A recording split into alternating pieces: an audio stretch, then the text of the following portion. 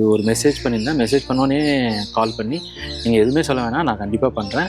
நான் வந்து ஒரு புள்ள தச்சு புள்ள மாதிரி நான் உங்களை பார்த்துப்பேன். இப்போ என்ன வேணும் பிரபு?" அப்படின்னா, "இதுதான் சார் வேணும்." இப்படி இப்படி பண்ணால் கரெக்டாக இருக்குமா? அங்கே பண்ணும் போதே அது பாடல் ரெடி ஆகிடும். சார் நீங்கள் ஒர்க் பண்ணிட்டு இருங்க சார், நான் வெளியில் டீ கடைக்கு போயிட்டு வந்துடுறேன். நம்ம டீ கடையில் போய் நிற்கும் போது நமக்கு பவுன்ஸ் பண்ணி அவுட்டு ஓகே. நம்ம ஷூட் பண்ணுற ஃபுட்டேஜை வந்து ரொம்ப கன்சர்ன்டாக அதை ஹேண்டில் பண்ணோம். ஏன்னா ஏதோ ஒரு முத்து மாதிரி இருக்கிற ஒரு விஷயம் ஏதோ ஒரு 2 செகண்ட் 4 செகண்டில் ஒன்று இருக்கும். அதை வந்து அதை போகிற போக்கில் பார்த்தாங்கன்னா அது காணாமல் போயிடும். ரேமண்டும் சரி, ஜென்சாவும் சரி, முழு நேரமாக இந்த ஒரு படம் தான். ஓகே.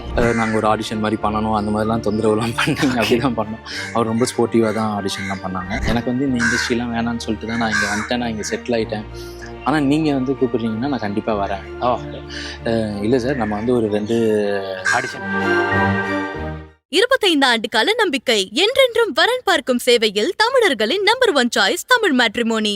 வணக்கம்.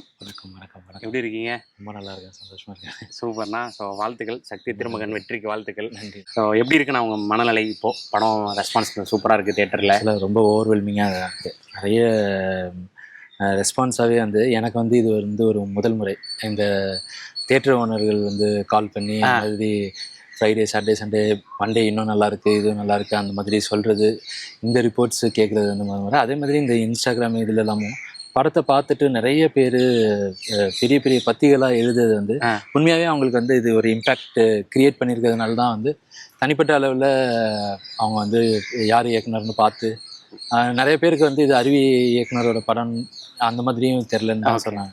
அவங்க இப்போ எழுதுனது வந்து நல்லா இருந்துச்சு. சூப்பர்ண்ணா. ஸோ வந்து சக்தி திருமகன் பற்றி பேசுகிறதுக்கு முன்னாடி 2வது படத்துடைய, அதாவது வாளுடைய ரெஸ்பான்ஸில் இருந்து இந்த படம் எப்படி ஆரம்பிச்சது, 3வது ப்ராஜெக்ட்ன்றது வந்து ஆரம்பிக்கலாம்னு நினைக்கிறேன். ஏன்னா நீங்கள் ப்ரீ ரிலீஸ் இன்டர்வியூஸ் கொடுக்காதனால. ஸோ வாள் வந்து ஓடிடியில் ரிலீஸ் ஆச்சு. ஸோ உங்களுடைய அருவி பிடிச்சவங்க எல்லாருமே வந்து வாழை பயங்கரமாக செலிப்ரேட் பண்ணிட்டு இருந்தாங்க. ஸோ வாளோட ரெஸ்பான்ஸில் இருந்து சக்தி திருமகன்ற ஒரு படம் ஆரம்பிக்கிறோம், எழுத்தா அப்படின்றதுல இருந்து ஆரம்பிக்கலாம். அந்த எழுத்தா வந்து சக்தி திருமகன் கதை வந்து அதுக்கு முன்னாடியே எழுதப்பட்ட முன்னாடியே ரியாலிட்டியில் பர்சனலாக நடந்த ஒரு விஷயம், அதை வச்சு அப்படியே ஆரம்பிச்சு அப்படி எழுதின கதை தான். ஓகே. இது கிட்டத்தட்ட ஒரு 4 வருஷத்துக்கு முன்னாடியே ஆரம்பிச்சது தான். சக்தி திருமகன் ஃபுல்லாக ஸ்கிரிப்ட் பண்ணிட்டு ஒரு கிட்டத்தட்ட ஒரு 3 வருஷம் வந்து ஒரு காலதாமதம் மாதிரி சரியாக அமைஞ்சு வராமல் அப்படியே இருந்துச்சு. சார்கிட்ட வந்ததுக்கப்புறம் அது அப்படியே ஒரு 8 மாதத்துல என்டையர் படமே முடிச்சு வெளியில் வந்துட்டோம். Okay okay okay. ஏன்னா பர்சனலாக நடந்த ஒரு விஷயம், அதுதான் உங்களை இது எழுத வச்சுதான் நீங்கள் சொன்னீங்க. ஸோ அதான் நீங்கள் எந்த அளவுக்கு அதை சொல்லலாமோ அந்த அளவுக்கு சொல்லலாம். ஏன்னா நீங்கள் படம் பார்க்கும்போது என்ன மாதிரியான கண்டென்ட் இருக்குன்றது, இன்னைக்கு ரியாலிட்டியா என்ன நடந்துகிட்டு இருக்கு அப்படின்றது புரிஞ்சுக்க முடிஞ்சுது. ஸோ அதனால கேட்குறேன். ஒன்றும் இல்லை, நம்ம இப்போ தலைமைச் செயலகத்துக்கு வேற ஒரு வேலையாக வந்து போகிற மாதிரி இருந்துச்சு. அப்போ வந்து இந்த லாபியிஸ்ட்டு, தரகர்கள், இடைத்தரகர்கள் பற்றி கொஞ்சம் விஷயங்கள் தெரிய இருந்துச்சு. நமக்கு மெயின் ஸ்ட்ரீம் படங்களில் ஒரு ஹீரோ வந்து ஒரு பொலிட்டிக்கல் புரோக்கராக வந்து நம்ம இது வரைக்கும் பார்த்தது இல்லை. ஓகே. ஸோ அதனால இதை பற்றி நம்ம இன்னும் கொஞ்சம் தெரிஞ்சுக்கலாம் அப்படின்னு யார் என்னென்ன பண்ணுறாங்க இது அந்த மாதிரி போயிட்டு விசாரிங்க. ஜென்ரலாகவே நம்ம தலைமைச் செயலகத்தில் ஒரு மத்தியானத்துக்கு மேலே போனோம்னா எல்லாரையும் நீங்கள் இங்கே போய் பாருங்கள், அங்கே போய் பாருங்கள், அங்கே போய் பாருங்கன்னு வெவ்வேறு இடங்கள் சொல்லுவாங்க. ஓகே. ஸோ இப்போ ஒரு சாதாரணமாக வந்து ஒரு பெரிய ஆளுங்களுக்கு, அந்த பெரிய இடத்துல இருக்கிறவங்களுக்கு ஒரு காஃபி பவுடர் வாங்கி கொடுக்குறதுலேருந்து அவங்களுக்கு சரக்கு சப்ளை பண்ணுறதுலேருந்து எல்லா விஷயங்கள் பண்ணுறது, இப்போ ஒரு டெண்டர் அப்ரூவ் ஆகுறது, ஒரு ஐஜி ட்ரான்ஸ்ஃபரு, ஒரு ஜிஓ பாஸ் ஆகுறது, இந்த மாதிரி எல்லா விஷயத்துலையுமே வந்து இந்த மீடியேட்டர்ஸு, அது இன்ஸ்டியூஷனலைஸ் ஆன எல்லா இடத்துக்குமே வந்து மீடியேட்டர்ஸுங்கிறவங்க இருப்பாங்க இல்லையா. ஓகே. ஸோ இவங்களை பற்றின தரவுகள்லாம் எடுக்க இது கதையே மாசாக இருக்கு, இது பண்ணிடலாம் அந்த மாதிரி ஒரு இது. Okay okay. So Vijay Antony sir கிட்ட இந்த கதை வரும்போது அவரோட ரெஸ்பான்ஸ் என்னவா இருந்தது? ஏன்னா சாரோட அட்வான்டேஜ் என்னென்னா அவரோட கேரக்டர்ஸ் எல்லாமே கொஞ்சம் அண்டர்பிளே பண்ணி அப்படி ஆரம்பித்து கடைசியில் ஒரு ஹை மூமெண்ட்டோட ஒர்க்கான படங்கள்லாம் அவர் பண்ண பெரும்பாலான படங்கள். அவர் 4லேருந்து ஆரம்பித்து இப்போ சக்தி திருமகன் வரைக்கும் அவரோட பேட்டர்னாக இருந்திருக்கு. ஸோ சார்கிட்ட இது வந்ததுக்கப்புறம் அவரோட ஜோன்னு ஃபீல் பண்ணாரா, இல்லை உங்களோட அருவி வால் பார்த்துட்டு இது வேற ஒரு? இல்லை, அவர் அருவி முடிச்சதுக்கு அப்புறமே வந்து கால் பண்ணி பேசினாங்க. ஓகே. எனக்கு வந்து நான் உங்களோட பெரிய ஃபேனு, எனக்கு வந்து ரொம்ப பிடிச்சிருக்கு, நீங்கள் ஏதாவதுனா எப்போனாலும் சொல்லுங்கள் அப்படின்னாங்க. அதுக்கப்புறம் நான் ஒரு 4 வருஷம் கழிச்சு வால்லாம் முடிச்சுட்டு நான் ஒரு மெசேஜ் பண்ணியிருந்தேன். மெசேஜ் பண்ணோன்னே கால் பண்ணி, நீங்கள் எதுவுமே சொல்ல வேணாம், நான் கண்டிப்பாக பண்ணுறேன், நீங்கள் எப்படி விருப்பப்படுறீங்களோ அந்த மாதிரி நான் இதை பண்ணி கொடுத்துட்றேன். ஓகே. இல்லை சார், இது வந்து பொலிட்டிக்கல் மேட்ரு, கொஞ்சம் கதையை கேட்டுட்டு முடிவு பண்ணுங்க, அதுதான் கரெக்டாக இருக்கும் அப்படின்னு சொல்லிட்டு கதையை சொல்லுவேன். இல்லை நீங்கள் கதையெல்லாம் சொல்ல வேணாம், நீங்கள் கதையை கேளுங்கன்னு சொல்லிட்டு கதையை ஃபுல்லாக சொன்னேன். அவருக்கு வந்து இது பண்ணிடுவீங்களா, இது இப்ப ரொம்ப பெருசா இருக்கே, இது எப்படி பண்ண முடியும் அந்த மாதிரி ஒரு இதுதான் இருந்துச்சு. அவர் ஃபர்ஸ்டே சொன்னது வந்து ஒண்ணே ஒன்று தான், நான் வந்து கம்ப்ளீட்டாக ஒரு டைரக்டருக்கு என்ன வேணுமோ அது எல்லாத்தையுமே பண்ணி கொடுக்குறது தான் இது. நான் வந்து ஒரு புள்ள தச்சு புள்ள மாதிரி நான் உங்களை பார்த்துப்பேன், நீங்கள் என்ன சொல்கிறீங்களோ அது எல்லாமே ஆஸ் அ ப்ரொடியூசராகவும் கிடைச்சிடும், ஆக்டராகவும் கிடைச்சிடும். ஓகே ஒரே ஒரு ரிக்வஸ்ட் தான், எனக்கு வந்து இது ஒரு 4 மாதம் ஓகே ஆரம்பித்தோன்னா ஒரு 4 மாதத்தில் முடிக்கிற மாதிரி பண்ணுங்க, அது எனக்கு கொஞ்சம் ஹெல்ப்ஃபுல்லாக இருக்கும் அப்படின்னாங்க. கண்டிப்பாக சார்ன்னு சொல்லி எனக்கு அந்த ஃபுல் எக்ஸ்பீரியன்ஸுமே அப்படி தான் இருந்துச்சு. ஓகே ஓகே அதாவது ஒரு ப்ரொடக்ஷன் சைட்லேயும் சரி, இது சைட்லேயும் சரி, எங்கே எதுவாக இருந்தாலும் நம்ம என்ன சொல்கிறோமோ அதுக்கு நம்ம திரும்ப பேச வேண்டியதோ கேட்க வேண்டியதோ ஃபாலோ பண்ண வேண்டியதோ இருக்காது, ஸ்ட்ரைட்டாக அது நடந்துடும். ஏன்னா அருவி பார்த்துட்டு உங்கள்ட்ட பேசினாருன்னு சொன்னீங்க, இந்த படத்துக்கு ஹீரோ, ப்ரொடியூசர், மியூசிக் டைரக்டர் எல்லாமே அவர் தான். ஆமாம். ஸோ கிட்டத்தட்ட ஒரு 3 பரிமாணத்தில் அவரை இதில் ஒர்க் பண்ணியிருக்காரு. ஸோ இது எப்படி அசம்பிள் ஆச்சு? இவரே ப்ரொடியூஸ் பண்ணுறாரு இல்லை இவரே மியூசிக் பண்ணலாம்? ஏன்னா அருவியுமே சரி இதுவுமே சரி உங்களோட படங்களில் இருக்கக்கூடிய பாடல்கள் இதெல்லாமே கம்ப்ளீட்டாக வேற ஒரு ஜோனில் இருக்கும், ஒரு பேரலல் சினிமாக்கான விஷயங்களா இருக்கும். ஸோ இதில் விஜய் ஆண்டனி சார் மியூசிக் பண்ணலாம் இல்லை அவர் ப்ரொடியூஸ் பண்ணுறாரு அப்படிங்கிற விஷயங்கள் இல்லை ப்ரொடியூஸ் பண்ணுறதுங்கிறது அவர் நடிக்கிறன்னு சொல்லும் போதே அதுவும் கூட சேர்ந்து வந்துச்சு. இல்லை நானே பண்ணிடுறேன், உங்களுக்கு என்ன வேணுமோ அது எல்லாத்தையும் நானே பண்ணி கொடுத்துருவேன் அப்படிங்கிற மாதிரி இருந்துச்சு. மியூசிக் பொறுத்தளவில் அதான் நீங்கள் இந்த 3 ரோல் சொல்கிறீங்களே, நான் அந்த 3 ரோல்லையும் சேர்த்து அவரை நான் பார்த்ததில்லை. ப்ரொடியூசராக நான் அவர்கிட்ட ஏதாவது கேட்டேன்னா அதுக்கான ரெஸ்பான்ஸ் மட்டும் வரும், அந்த மாதிரி தான். இப்போ மியூசிக் பொறுத்தளவில் அவருக்கு வேறு எதை பற்றியுமே இது பண்ண மாட்டார், ரொம்ப அனாவசியமாக கம்போஸ் பண்ணக்கூடிய ஒரு ஆள் தான். நீங்கள் இந்த படத்தில் பார்த்த எல்லா பாட்டுமே வந்து அதிகபட்சம் ஒரு 15 நிமிஷம் தான் கம்போசிஷன். அது அந்த ஃபர்ஸ்ட் டியூன் தான். ஓகே, எதுவுமே வந்து ஆப்ஷன் டியூன் அந்த மாதிரி போல. ஏன்னா அவருக்கு அந்த ஒரு இன்ஸ்டிங்க்ட் ஒன்று இருக்குன்னு நினைக்கிறேன். அப்போ வந்து நிறைய விஷயங்கள் திங்க் பண்ண மாட்டேங்கிறாரு. ஓகே, அவருக்கு வந்து இந்த படத்தில் என்ன நடக்கும், இதுக்கு முன்னாடி என்ன, இந்த ரீல்லேருந்து இதுக்கு என்ன பண்ணணும், இதுக்கு என்ன பண்ணணும், அந்த மாதிரியான எந்த இதுவும் இல்லை. இப்போ என்ன வேணும் பிரபு அப்படின்னா இதுதான் சார் வேணும், இப்படி பண்ணால் கரெக்டாக இருக்குமா, நான் அங்கே பண்ணும் போதே அது பாடல் ரெடி ஆகிடும். சார் நீங்கள் ஒர்க் பண்ணிட்டு இருங்க சார், நான் வெளியில் டீ கடைக்கு போயிட்டு வந்துடுறேன். நம்ம டீ கடையில் போய் நிற்கும் போது நமக்கு பவுன்ஸ் பண்ணி அவுட்டு கொடுக்குறாரு. ஓகே, அந்த மாதிரி செம ஸ்பீட். ஏன்னா அவர் இப்போ டெக்னிக்கலாக ரொம்ப ஸ்ட்ராங்கு. ஸோ இந்த கம்போஸ் பண்ணுறதுங்கிறது எல்லாமே வந்து அவருக்கு இப்போ ஒரு அரை மணி நேரத்தில் நடந்துடுது. அதுக்கப்புறம் அதை மெருகேற்றுறதுக்கு தான் ஒரு 10 நாள் 20 நாள்னு அதில் ஒரு ஹெவியான ஒரு எனர்ஜி போடுறாரு அவர். நைட் அண்ட் டே அதில் ஒர்க் பண்ணுறாரு. இது சாட்டிஸ்ஃபைடான ஒரு ஸ்கிரிப்டாக வந்துருச்சுன்ற ஒரு ஸ்டேஜ் வரும்ல. ஓகே, இது வந்து பர்ஃபெக்டாக இருக்குது, ஓகே இப்போ நம்ம இது வந்து இது அப்படியே படமாக்கினா போதும் அப்படின்ற ஒரு சாட்டிஸ்ஃபேக்ஷன் லெவல் இருக்கும்ல. ஸோ ரைட்டர் அருண் பிரபு எப்படி சாட்டிஸ்ஃபை பண்ணீங்க? பொதுவாகவே என்ன பழக்கம் இருக்குன்னா, ஒரு ஸ்கிரிப்டாக ஃபுல்லாக எழுதி முடிச்சதுக்கப்புறம் குறைஞ்சபட்சம் ஒரு 50 பேர்ட்டையாவது வந்து தனித்தனியாக ஒரு மோனோ ஆக்டிங் மாதிரி நரேட் பண்ணிடுறது. ஸோ அவங்களுக்கு ஒரு 2.5 மணி நேரம் 3 மணி நேரம் உட்கார வச்சு எல்லா கதாபாத்திரங்கள் மாதிரியுமே நடித்து அவங்களுக்கு ஒரு படம் பார்க்குற மாதிரி நம்ம அதை சொல்லிடுறது. ஸோ அப்போ அந்த நரேஷன் போது நமக்கு கிளியராக தெரிஞ்சிடும் அவங்களோட ரெஸ்பான்ஸ் எந்த இடத்துல எப்படி இருக்குது அப்படிங்கிறது தெரியும். இந்த கதையே இது எப்படி சொன்னாலும் இது ஒரு மாஸ் கதை தான். ஸோ அதே மாதிரி நம்ம ரொம்ப நிறைய படங்கள் வந்து அரசியல் படங்கள் ரொம்ப ரெலவெண்ட்டாக ரிலேட்டபிளான அரசியல் படங்கள் பார்க்குறது இல்லைல்ல. ஸோ அதனால நான் இதை நரேட் பண்ணும் போதே வந்து அந்த ரெஸ்பான்ஸ் வந்து இதெல்லாம் எடுத்துருவீங்களா, இதெல்லாம் வந்துருமா, அந்த மாதிரி ஒன்று இருந்துச்சு. ஸோ அது கரெக்டாக அங்கேயே ஒரு பூஸ்ட் கிடைச்சிச்சு. ஓகே, ஸோ ஹீரோட கேரக்டர்லேருந்து உள்ளுக்குள்ளே ஆரம்பிக்கலாம்னு நினைக்கிறேன். ஸோ கிட்டுன்ற பேர்லேருந்து ஆரம்பிக்கலாம். இந்த ஹீரோ ஒருத்தர் இருக்காரு, என்னதான் நீங்கள் சொன்ன மாதிரி இது எப்படி சொன்னாலும் ஒரு மாசான ஒரு கதை தான். ஒரு பொலிட்டிக்கல் படத்தை க்ளோஸ் டு த ரியாலிட்டியாக என்ன நடக்குதுன்றதை நம்ம சொல்கிறோம், போல்டாக சொல்கிறோம் போது ஹீரோட கேரக்டர் ஆட்ரிபியூட்ஸ்ன்றது ரொம்ப முக்கியம் இல்லை. ஸோ அப்போ வந்து ஹீரோட பேர்லேருந்து அந்த ஹீரோ எப்படிப்பட்ட ஒரு ஆளாக இருப்பாப்ல, ஏன்னா ஒரு புரோக்கராக வந்து அவர் காட்சிப்படுத்துகிறோம் அப்படின்னா அது எந்த விதத்தில் சரியாக இருக்கும் அப்படின்ற ஆஸ்பெக்ட்லாம் நீங்கள் யோசிச்சிருப்பீங்க. ஸோ அந்த பேர்லேருந்து ஆரம்பிக்கலாமா?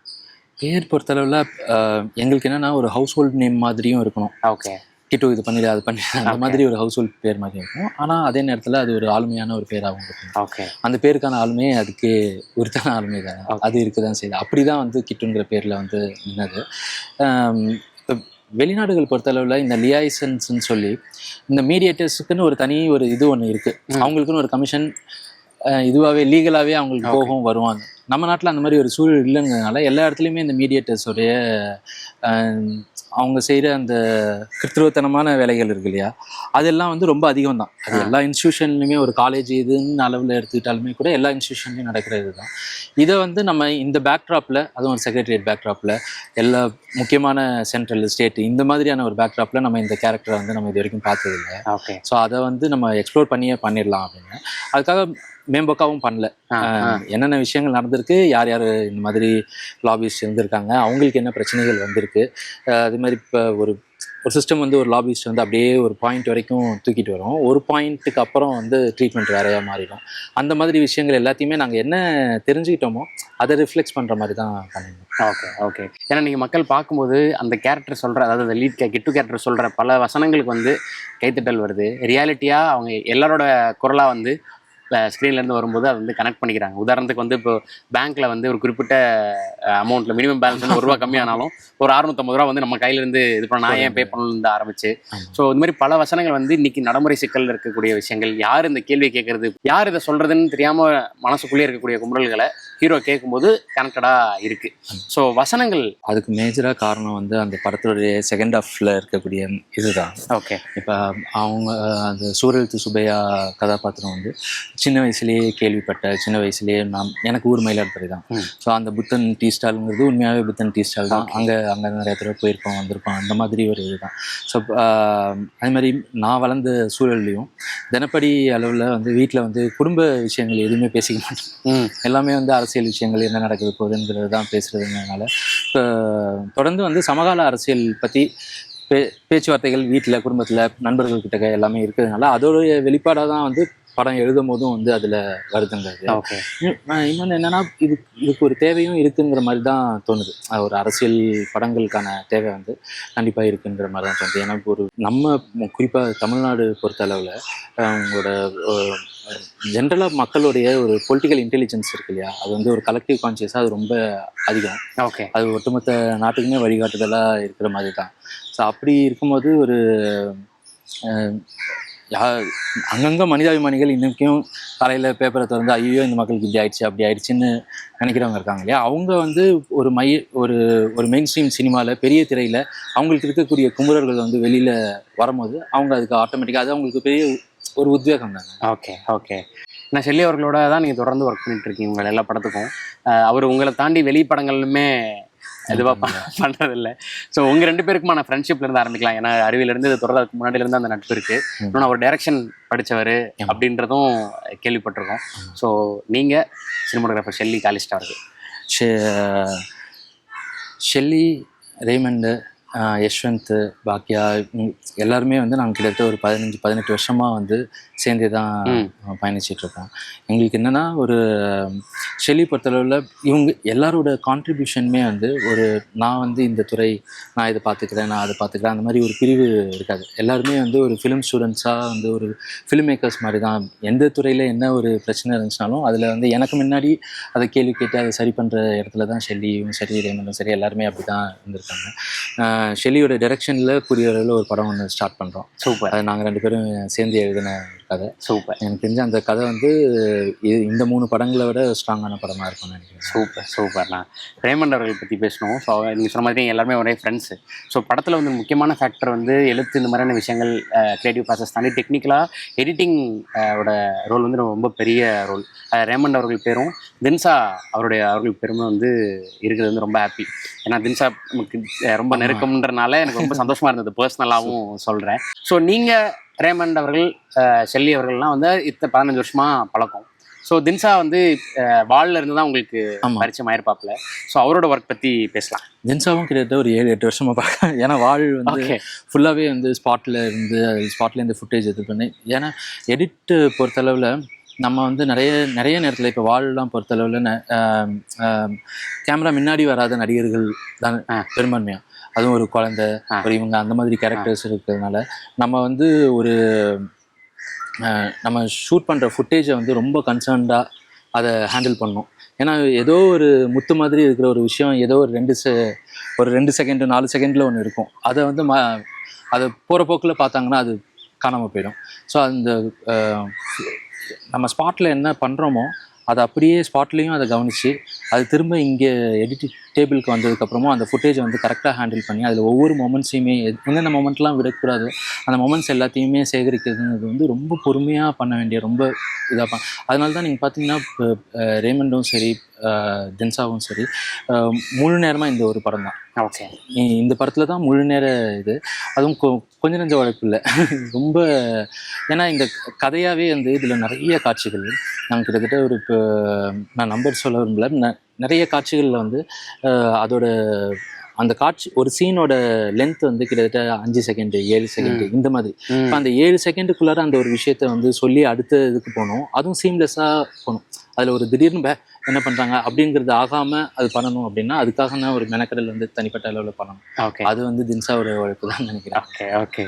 ஏன்னா நீங்கள் சொல்கிற மாதிரி படம் வந்து இதுக்கு முன்னாடி உங்களோட 2 படங்களுமே வந்து நிதானமாக இருங்க, உட்காருங்க, நான் ஒரு ஒரு விஷயத்த சொல்கிறேன், அதை நீங்கள் கேளுங்க அப்படின்ற ஜோனில் தான் அருவியும் இருக்கும், வாழும் இருக்கும்.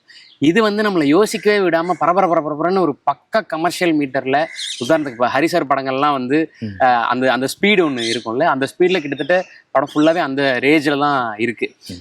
கண்டிப்பாக இது இந்த ஆஸ்பெக்ட்ல தான் நம்ம எடுத்துட்டு போகணும் அப்படின்றது முன்னாடியே முடிவு பண்ணதா, இல்லை அது போஸ்ட்ல வர வர வர அந்த பேட்டர்ன் மாறிச்சா? இந்த படம் பொறுத்தளவில் எல்லாமே வந்து பேப்பர்ல இருந்தது தான், வேற எதுவுமே மாற்றல. அதே மாதிரி இந்த கேரக்டரே வந்து கிட்டுங்கிற கேரக்டரே வந்து ஒரே நேரத்தில் 10 இடத்துல வேலை போயிட்டு இருக்கும். இங்கேருந்து கால் பண்ணா அங்கேருந்து அங்கே மல்டி டாஸ்கர், இந்த ஒரு டாமினோ எஃபெக்ட் வாங்கல, இங்கே தட்டினா அங்கேருந்து அங்கே விழுவும், இங்கே விழுவும், கடைசியில் ஒரு பெரிய இது பொத்துன்னு விழுவாங்க. அந்த மாதிரி தான் வந்து இந்த ஸ்க்ரீன் பிளே பேட்டர்னுமே அப்படியே அமைஞ்சிருச்சு, இந்த கதாபாத்திரத்துக்கு ஏற்ற மாதிரி மாறிடுச்சு. இப்போ அவன் ஒரு செயலில் வந்து ஈடுபடுறான் அப்படின்னா அங்கேருந்து ஒரு 7 நிமிஷம் 8 நிமிஷத்துக்குள்ளார நம்ம வந்து ஒரு 20-30 இடத்துல நடக்கிற விஷயங்கள்லாம் பார்ப்போம். அந்த 8வது நிமிஷம் வந்து இது எல்லாமே எதுக்காக நடந்துச்சுன்னு ஒரு பே ஆஃபும் ஒன்று காமிப்போம். அந்த மாதிரி அது வந்து அந்த கதாபாத்திரத்துக்கு ஏற்ற மாதிரி அதுவே அதை அமைச்சிருச்சுருந்தாங்க. இதில் இருக்க முக்கியமான பல கேரக்டர்ஸ் வந்து இன்னைக்கு சமகால அரசியலில் இருக்கக்கூடிய பல பேரை வந்து குறிக்குது அப்படின்னு சொல்லி சோஷியல் மீடியா எல்லாருமே இது பண்ணிக்கிறாங்க. இன்னொன்று நம்ம பார்க்கும்போது சரி, அவங்களுடைய தோற்ற அமைப்பு, அவங்களோட உச்சரிப்பு, இந்த மாதிரியான விஷயங்கள் எல்லாமே. ஸோ இந்த விஷயங்கள்லாம் நீங்கள் வந்து எப்படி அதை ஒர்க் பண்ணீங்க? அதுக்கு சென்சார்ல இருந்து இது சொன்னாங்களா? இல்லை, இப்போ என்னென்னா நம்ம வந்து ரொம்ப ரிலேட்டபிளாக ஒரு ரெலவெண்ட்டான ஒரு பொலிட்டிக்கல் படம் பண்ணணுங்கிறது தான் ஒரு இதாக இருக்குது. ஸோ அது வந்து ஒரு கண்டெம்பரரியாக ஒரு படம் பண்ணணுங்கிற போது இப்போ சமகாலத்தில் இருக்கக்கூடிய விஷயங்கள் வந்து அதில் சரியாக அமையணுங்கிறது தான் ஒரு இது. அதுமாதிரி நமக்கு வந்து ஒரு இன்டென்ஷனலாக வந்து ஒரு தனி நபரை வந்து தாக்குறதுல நமக்கு ஒன்றும் இது கிடையாது. இப்போ அதே மாதிரி அந்த ஒரு ஸ்டேட்டஸ் கோல இருக்கிற ஒரு ஆளுங்களோட அவங்களுடைய உடல் மொழியோ இதுவோ வந்து அது கொஞ்சம் இங்கிலீஷ் அதிகமாகவோ, ஒரு அவங்க பேசுகிற விஷயங்கள் வந்து ஒரு சாணக்கியத்தனமாக இருக்கிறதோ வந்து அது அப்போ தான் வந்து அது ரிலேட்டபிளாக இருக்குங்கிற மாதிரி தான். அது இப்போ ஒரு அந்த டெல்லி அமைச்சராக ஒரு கதாபாத்திரம் வருதுன்னா அந்த கதாபாத்திரம் கூட இப்போ ஐடியாவாக ஸ்கிரிப்டில் வந்து இப்போ டெல்லியில் ஒரு பவர்ஃபுல் இதுங்கிற மாதிரி ஒரு இது இருந்துச்சு. அது வந்து ஒரு லேடி கேரக்டராக இருந்தால், ஏன்னா படம் ஃபுல்லாக நிறைய ஆண் கதாபாத்திரங்கள் இருக்குது, லேடி கேரக்டராக இருந்தால் சரியாக இருக்கும்னா அப்போ அது வந்து ஒரு சின்ன வயசு குறைஞ்சவங்களாக இருந்தால் சரியாக இருக்காது. அந்த மாதிரி ஒரு இதில் தான் வச்சுருந்தது. நமக்கு வந்து தனிப்பட்ட அளவில் ஒரு இது பண்ணணுங்கிறது கிடையாது, ஆனால் எல்லாத்த பற்றின ஒரு விமர்சனமும் பண்ணணும். ஓகே, எனக்கு செல்முருகன் அவரோட கேரக்டர் வந்து ரொம்ப பிடிச்சிருந்தது. கிட்டத்தட்ட ஒரு செகண்ட் லீடு மாதிரி தான் இருந்தது அவரோட கேரக்டர். ஏன்னா அவரை வந்து பெரும்பாலும் விவேக் சார் படங்களில் அவர் கூட தான் நம்ம நிறையா பார்த்துருப்போம். தனிச்சு அவர் படங்கள் பண்ணது வந்து ரொம்ப சொற்பமாக தான் இருக்கும். ஸோ இந்த கேரக்டர் மாறன்ற கேரக்டர் அவர் நடித்தா நல்லாயிருக்கும் அப்படின்ற கால் யாருடையது? அது வந்து ஷெல்லியோடது தான். ஓகே, ஷெல்லி தான் வந்து, ஏன்னா நம்ம பல பேரை வந்து ஆடிஷன் பண்ணிகிட்டே ஒரு சில ஆளுங்க வந்து இவங்க பண்ணால் எப்படி இருக்கும், அவங்க பண்ணால் எப்படி இருக்கும், இதுக்கு ஒரு தெரிஞ்ச முகம் இருந்தால் கூட நல்லாயிருக்கும் அப்படின்ற போது செல்முருகன் சாரை வைக்கும்போது அது கரெக்டாக வந்து ப்ளேஸ் ஆச்சு. ஆனால் அவரையுமே கூட கூப்பிட்டு நாங்கள் ஒரு ஆடிஷன் மாதிரி பண்ணணும், அந்த மாதிரிலாம் தொந்தரவுலாம் பண்ணி அப்படி தான் பண்ணோம். அவர் ரொம்ப ஸ்போர்ட்டிவாக தான் ஆடிஷன்லாம் பண்ணாங்க. ஸோ நிறைய சீன்ஸில் வந்து அவங்க வந்து சூப்பர் கவுண்டர்லாம் கொடுப்பாங்க, அது விழுந்து நம்ம சிரிக்க முடியும், ஆனால் ஸ்கிரிப்டுக்குள்ளே வைக்க முடியாது, அந்த மாதிரி இருந்துச்சு. ஓகே, இன்னொரு படத்தில் வந்து கண்டிப்பாக அவரை வந்து காமெடி ஸ்பேஸில் வந்து விளையாடணும் அப்படிங்கிறது ஒரு ஆசை இருக்குது. ஒரு காமெடி ஸ்கிரிப்ட் பண்ணணுன்ற எண்ணம் இருக்குது உங்களுக்கு? ஆமாம்மா, எப்பவுமே இருக்குது. அறிவியலுமே காமெடி நிறையா இருக்குது. பட் இருந்தாலும் படம் பிரதானமாக பேசுனது ஒரு முக்கியமான அரசியல் பேசியிருக்கோம். ஸோ சிச்சுவேஷனல் ஹியூமராக தானே இருக்கும் அறிவியல். ஸோ அதான், பட் ஃபுல் லென்த் காமெடி அப்படின்றது வந்து உங்கள்ட்ட இருந்து எதிர்பார்க்கலாமான்றது கேட்குறேன். கண்டிப்பாக எதிர்பார்க்கலாம். எல்லாருக்குமே சர்ப்ரைஸ் என்னன்னா, இதில் அவர் கண்ணன் அவர் காதலோவியம் படத்துக்கு அப்புறம் இந்த படத்தில் அவர் த்ரோட் ஒரு நெகட்டிவ் ஷேட் பண்ணியிருக்காரு. அதில் பார்த்ததுக்கும் இப்போக்கும் ஏஜ் டிஃப்ரென்ஸ்ன்றதை தாண்டி அவரோட பாடி லாங்குவேஜும் அந்த கேரக்டர் அவர் கன்சீவ் பண்ண விதமும் வந்து அவ்வளோ சூப்பராக இருந்தது. ஸோ எப்படி அவரை சூஸ் பண்ணீங்க இத்தனை வருஷம் கழிச்சு? நம்ம சித்ரா இன்டர்வியூ பார்த்துருந்தோம். அந்த சமயத்தில் தான் வந்து வேறு சில நடிகர்களுக்கெல்லாமும் பேச்சுவார்த்தைகள் நடந்துட்டு இருந்துச்சு. இந்த இன்டர்வியூ பார்க்கும்போது இவங்க வந்து கரெக்டாக இருப்பாங்க, ஏன்னா அவங்க வந்து ஒரு 40 வருஷம் வந்து அங்கே அமெரிக்காலேயே போய் செட்டில் ஆகி இருந்தாங்க. அவங்க பேசுகிறதுலேயே ஒரு அந்த ஒரு மேட்டுமைத்தனமாக பேசுகிற மாதிரி ஒரு இதாக இருந்துச்சு. அதுக்கப்புறம் அவங்கள்ட்ட ஃபோன் பண்ணி பேசும்போது ரொம்ப என்ன சொல்கிறது, ரொம்ப ஆத்மார்த்தமாக பேசினாங்க. ஓகே. அவங்க அதுக்கப்புறம் அருவி படம் பார்த்துட்டு எனக்கு வந்து இந்த இண்டஸ்ட்ரிலாம் வேணான்னு சொல்லிட்டு தான் நான் இங்கே வந்துட்டேன், நான் இங்கே செட்டில் ஆகிட்டேன், ஆனால் நீங்கள் வந்து கூப்பிடுறீங்கன்னா நான் கண்டிப்பாக வரேன். இல்லை சார், நம்ம வந்து ஒரு 2 தடவை கிட்டத்தட்ட அந்த ஆடிஷனே வந்து 2 மணி நேரம் 3 மணி நேரம் அப்படி நடந்துச்சு. அதாவது கிட்டத்தட்ட அந்த வசனங்கள் எல்லாத்தையுமே சொல்லி அந்த வசனங்கள் வருதாங்கிறத பார்த்து அதை இது பண்ணி அவங்க வந்து ரொம்ப மெட்டிகுலஸாக அதில் ஒர்க் பண்ணாங்க. திரும்ப ஒரு 2 நாள் கழிச்சு திரும்ப ஒர்க் பண்ணோம். அந்த 2 நாளுக்குள்ளார அவங்க வந்து அது எல்லாத்தையுமே வந்து தமிழில் படிக்கிறதுக்கு திரும்ப எழுதி அதை வந்து மனப்பாடம் பண்ணி, நான் மனப்பாடம் பண்ணி ஒரு தடவை சொல்லிடுறேன், அதுக்கப்புறம் நீங்கள் உச்சரிப்பு சொல்லித்தாங்க, ஒரு சின்ன குழந்தை மாதிரி இதில் வந்தாங்க உள்ளார. சூப்பர். நான் ரொம்ப விருப்பப்பட்டு நீங்கள் வந்துடுங்க, நம்ம இங்கே பண்ணிடலாம் அப்படின்னு சொல்லி வந்ததுக்கப்புறம் அவர் என்டையர் ஷூட்டிங் ஸ்பாட்டில் பார்த்தா ரொம்ப டெடிக்கேட்டட். இந்த எக்ஸாமுக்கு மொதல் நாள் உட்காந்து ப்ரிப்பேர் பண்ணிக்கிட்டே இருப்பாங்கல்ல, அந்த மாதிரி ப்ரிப்பேர் பண்ணிகிட்டே இருப்பாங்க. நம்ம எத்தனை தடவை நம்ம எடுத்துகிட்டு நம்ம ஓகேன்னு சொல்லிட்டு போயிட்டாலும் வந்து இல்லை நீங்கள் ஒரு தடவை பாருங்கள், உங்களுக்கு அது திருப்தியாக இருக்காதுன்னு நினைக்கிறேன். சார் உண்மையாகவே திருப்தியாக தான் இருந்துச்சு, ரொம்ப நல்லா பண்ணியிருந்தாங்க அவங்க. இப்போ ஏன்னா சில நேரங்களில் நம்ம சில நடிகர்கள்ட்ட வந்து நம்ம இதுதான் வேணுங்கிறத நம்ம நடிச்சு காமிச்சிடுவோம், சொல்லிடுவோம், இது பண்ணிடுவோம். ஆனால் சில பேரோட உடல் மொழியும் இதுவும் வந்து இங்கேருந்து நீங்கள் என்ன பண்ணுறீங்களோ பண்ணிக்கிங்க அந்த மாதிரி சொல்கிறதுக்கும் இருக்குதுல்ல, அந்த மாதிரி சார் வந்து அங்கங்கே அவரோட இன்புட்ஸும் இருக்குது. நடிச்சு காமிச்சு நரேஷன் ஒன்று பண்ணுவோம்ல, இந்த படம் எடுக்கிறதுக்கு முன்னெல்லாம் நான் யார்கிட்ட நரேட் பண்ணாலுமே வந்து இந்த ஹீரோ யார் பண்ணுறாங்கங்கிறது கூட கேட்க மாட்டாங்க. அந்த அபியங்கர் கேரக்டர் யார் பண்ணுறா, அது ரொம்ப சூப்பராக இருந்துச்சு, அதே மாதிரி நீங்கள் யாரை வச்சு வேலை வாங்க போகிறீங்க, அந்த மாதிரி நிறைய பேர் கேட்டாங்க. அதனால அந்த ஒரு இது மட்டும், இது ஒரு ஸ்ட்ராங்கான கேரக்டர்னு தெரியும், இதை கரெக்டாக எடுத்துகிட்டு வந்துடணுங்கிற பரபரப்பு கொஞ்சம் இருந்துட்டு தான் இருந்துச்சு ஷூட் பண்ணும்போது. ஆனால் அந்த முத நாளே அது தவிர்ப்படி ஆக்கிடுச்சு. சூப்பர். அவர்கிட்ட இருந்து வந்தக்கூடிய ரெஸ்பான்ஸ், ஏன்னா இவ்வளோ வருஷம் கழிச்சு இண்டஸ்ட்ரியே வேணான்னு போய் அமெரிக்காவில் இருக்கிற ஒரு ஆர்டிஸ்ட்டு, நீங்கள் அவர் தான் வேணும்னு சொல்லி ஒரு இன்டர்வியூ பார்த்துட்டு கூட்டிகிட்டு வந்து ஒரு சூப்பரான ஒரு ரோல் கொடுத்துருக்கீங்க. அவரு தேட்டரில் படம் பார்த்துட்டு உங்களுக்கு பேசின விஷயம், அவர் ரொம்ப எமோஷ்னல் ஆகிட்டார். ஓகே. எனக்கு நான் இது மாதிரி ஒன்று நடக்கும்னு எனக்கு தெரியாது, ஓகே, அவர் ரொம்ப எமோஷ்னல் ஆகிட்டார். ரொம்ப கையை பிடிச்சிட்டு ரொம்ப நேரம் பேசிட்டு இருந்தார். அவங்களும் சரி, அவங்க ஒய்ஃபும் சரி, அவங்க இந்த படத்தோட வெளியீட்டுக்காக அவங்க வந்து சொந்தமாக செலவு பண்ணி அங்கேருந்து இங்கே வந்து இந்த வெளியீடு பார்த்துட்டு போனாங்க. அது ரொம்ப ஹாப்பி. ஆக்சுவலாக ஒரு படம் பண்ணும்போது நமக்கு படம் இது எல்லாத்தையும் தாண்டி ஒரு சில இடங்கள் வந்து நமக்கு ரொம்ப திருப்தியாக அமைஞ்சிருவாங்க. அந்த மாதிரி தான் அவருக்கு இந்த படம் அவருக்கு என்ன பண்ணுச்சு அப்படிங்கிறது வந்து அப்படி தான் இருந்துச்சு. ஸோ ரொம்ப ஓவர்வெல்மிங்காக இருந்துச்சு. சூப்பர். ஆஸ் எ கிரியேட்டரா உங்களுக்கு ஒரு டேக்அவேன்றது ஒவ்வொரு படத்துலையும் இருக்கும்ல. ஸோ அது அந்த 3 படத்துலையும் நீங்கள் எடுத்துக்கிட்ட டேக்அவே பற்றி பேசுகிறாங்க. ஆக்சுவலாக அருவி போது மேஜராக என்ன இருந்துச்சுன்னா, அது வந்து ஒரு அடையாளத்தை நமக்கு உண்டு பண்ணி கொடுத்துருக்கு அப்படிங்கிற அளவில் இருந்துச்சு. நிறைய பேர் பாராட்டினாலும் ஒரு சில பேர் வந்து அது வந்து ஒரு எச்சரிக்கை மாதிரி, நீ வந்து மக்கள் சார்ந்த சினிமாவை பண்ணுவேங்கிறது எனக்கு ஒரு நம்பிக்கை இருக்கு, நீ விலகி போன மவனே அந்த மாதிரி சில பாராட்டு விழாக்கள்லாம் கூட நடந்துச்சு.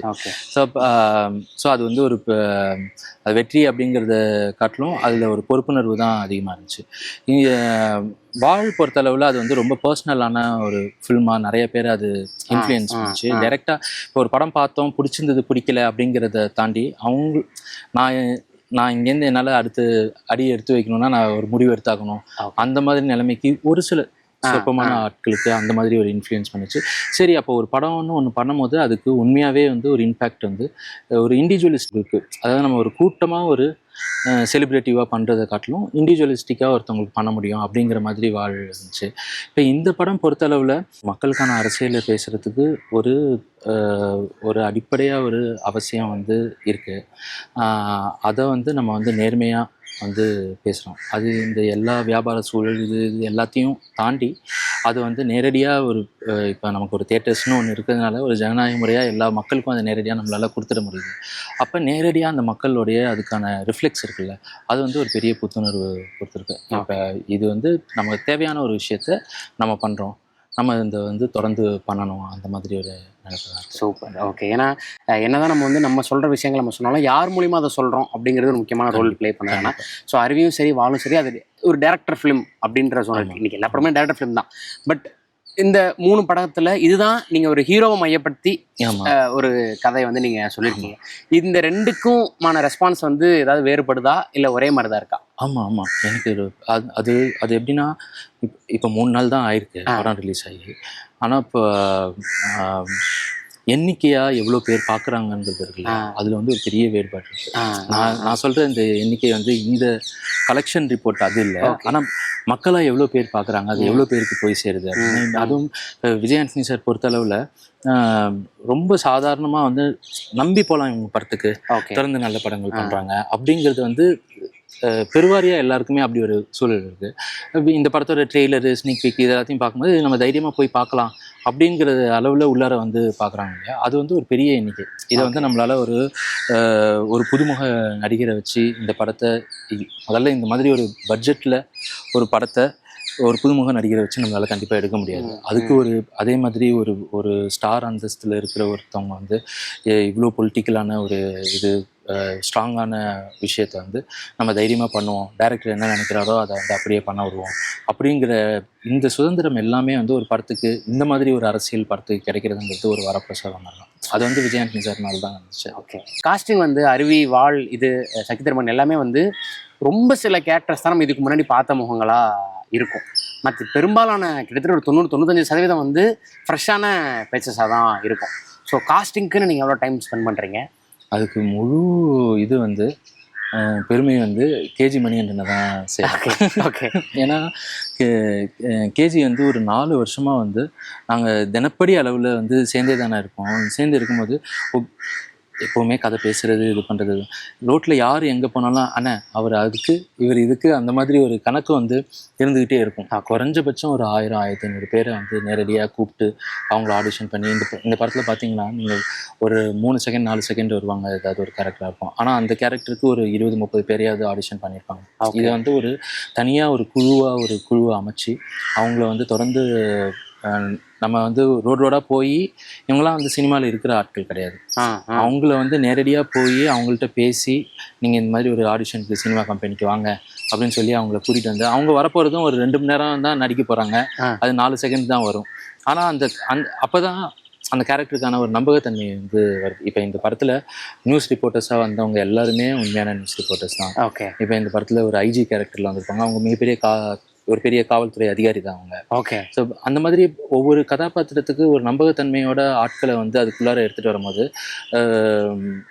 ஒரு 60% வேலையை வந்து அதுவே பூர்த்தி பண்ணிடும். ஓகே, அதே நேரத்தில் இந்த புதுமுக நடிகர்களை வச்சு நம்ம இது பண்ணும்போது அவங்க வந்து சில நேரத்தில் தவறு பண்ணும்போது கூட அந்த கதாபாத்திரமே அப்படிதான் போல இருக்கு அப்படிங்கிற மாதிரியும் இருக்கும். நமக்கு ஃபுட்டேஜில் வந்து எது சரி எது தப்புன்னே கூட தெரியாது எடிட்டபிள் பார்க்கணும். ஏன்னா அவங்க அப்படிதான் பண்ணுறாங்க, அந்த கதாபாத்திரத்துக்கு அது சரியாக தான் இருக்குது. சில நேரத்தில் அவங்க டைலாக்கை தப்பா கூட சொல்லியிருப்பாங்க, ஆனா அது பார்க்கும்போது அந்த கதாபாத்திரம் இப்படிதான் தப்பா சொல்லும் அப்படிங்கிற மாதிரி இருக்கும், எடுத்து வச்சுப்போம். ஆனா இதில் கிட்டத்தட்ட ஒரு 4 மாசம் நைட் அண்ட் டே ஒர்க் வந்து கேஸ்டிங்ல நடந்துச்சு.